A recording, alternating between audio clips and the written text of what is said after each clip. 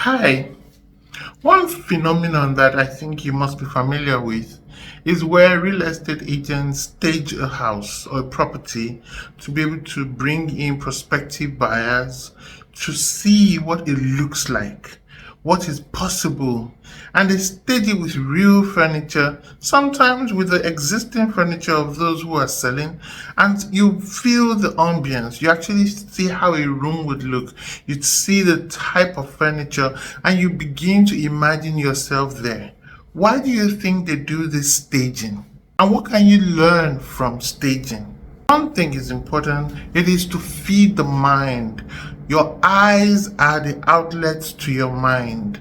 It helps you to begin to comprehend what is possible. And once you see it, the reality is not far off. It is important, therefore, to feed your mind with those images that you want to come to reality, you want to come to pass.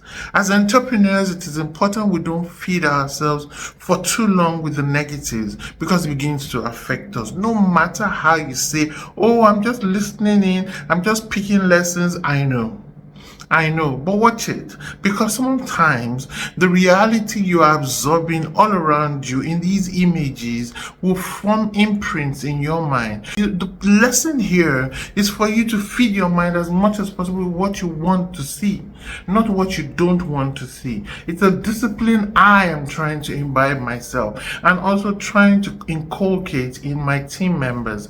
There's so much going on around us. There are all sorts of news to cut your heart, to make you fearful, to make you afraid to step out and launch into the deep. But you must. Africa is on the brink of a reality that will outstand not just Africans, but those who are outside observing us. You are a part of that reality that is emerging. Feed yourself with possibilities, beautiful possibilities around what you are doing. Feed yourself with mountains. Feed yourself with huge vessels. Feed yourself with big things. Feed yourself with big businesses. Imagine you exporting your product across the world, to Latin America, to Asia, to the West. Imagine you developing an app that is adopted across the world. Imagine you forming an alliance with a Chinese giant and both of you have created something new. Begin to feed your mind with such possibilities and not just failure, downward spirals, and all sorts of negative news. What you feed your mind is what you will eventually see. The second is that when you stage, you become more attractive. You begin to command respect from those who didn't really have a clue and who are looking for solutions. What you do when you are addressing your clients and engaging them is to put a stage in their minds and help them to see how they can use your solution better. Give them examples.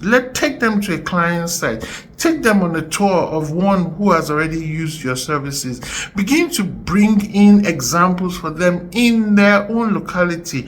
Let them know that it is feasible. Let them know what is possible. Sometimes we underestimate the power of the image and we overestimate schemes and drawings and so on.